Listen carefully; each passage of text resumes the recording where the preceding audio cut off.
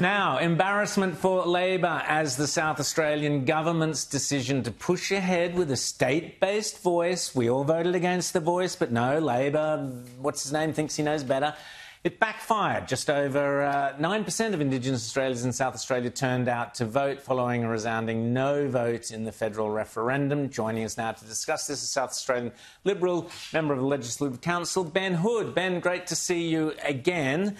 What is going on in South Australia? Please explain. We voted against the voice, but you then do a voice and nobody bothers to turn up. You know, it's what if the old saying used to be, what if they put up on a war and nobody came? Or what if they actually legislated a voice and nobody bothered to turn up? What's going on, Ben? Well, you're spot on, Rowan, and happy Easter Sunday to and to all you. your viewers. Look, what has happened is probably what we expected. 64% of South Australians voted no to the federal referendum, and now 90% of Aboriginal South Australians have, for all intents and purposes, turned their back on this voice. It's a vote of no confidence. There was approximately 2,500 votes cast throughout the state, and some electors or some nominators were elected with less than 6 votes, and there are cases that some of them had 0 votes. So it begs the question: did they even come out and vote for themselves? It's an absolute travesty. It's a complete failure on every measure. And Peter Malinauskas needs to undo this straight away, no doubt about it. Rita. Wow. Yeah, well, it was reported there were reps elected with 6 votes, which is mind-blowing. But we've also seen this in Victoria. Now, Victoria had less than 10% turnout as well, 7%, and just under 10% for the last First People's Assembly, they call it in Victoria. But there seems to be no appetite to do a U-turn here. What will the Liberals, the coalition, do if they are elected? Do you have a firm policy to roll this back, or are we waiting and seeing what happens? Look, it's a great question, Rita. And look, I've personally been against the federal vote and, of course, the state vote as well. And as long as I'm in the party room of the state Liberals, I'll be advocating for a repeal policy to be brought to 2026. But at the end of the day, we have a repeal bill being brought before the Legislative Council by the Honourable Sarah Game. I congratulate her on that. But it hasn't been brought to a vote because we don't have the numbers, quite simply.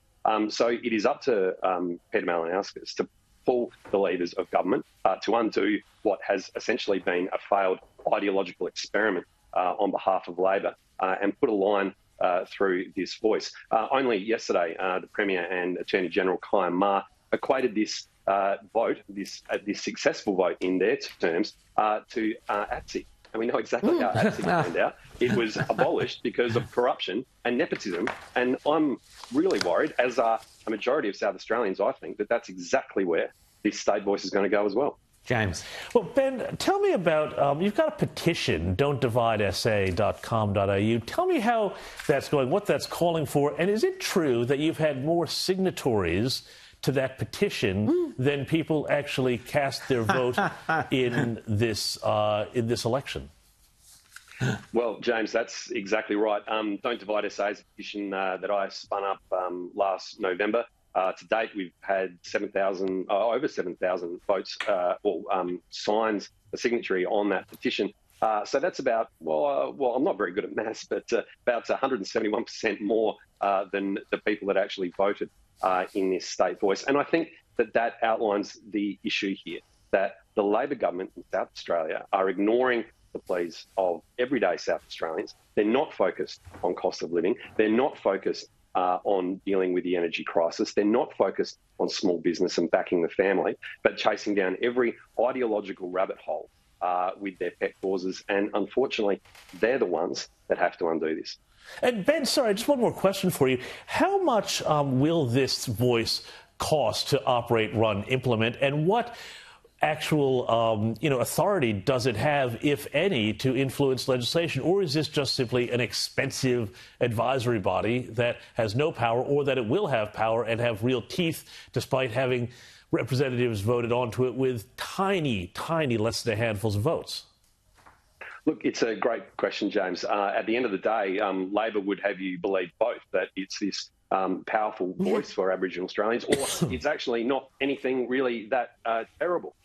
What it is the voice can come onto the floor of Parliament and speak to any bill. The clerks of both houses have to advise the voice of any legislation, any bill that comes before Parliament. Now, they can't hold it up, but as we know with the federal voice, and this was the argument, that when the voice will go against a bill from any government, essentially any government that will go against the voice will probably be deemed inherently racist, and they will play it out in the media. It is going to be a handbrake on our democracy, and at the end of the day, we should not delineate our democracy on race. It is simple as that.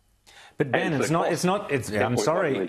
It's not a handbrake on your democracy. It's the death of your democracy. You do not have democracy in South Australia. If some person with 6 votes or 11 votes or whatever it is can go onto the floor of Parliament and their opinion can sway legislation that the democratically elected and overrule, if you like, or influence the democratically elected body, it is the death of democracy. There is absolutely no place in a democracy for this sort of cronyism.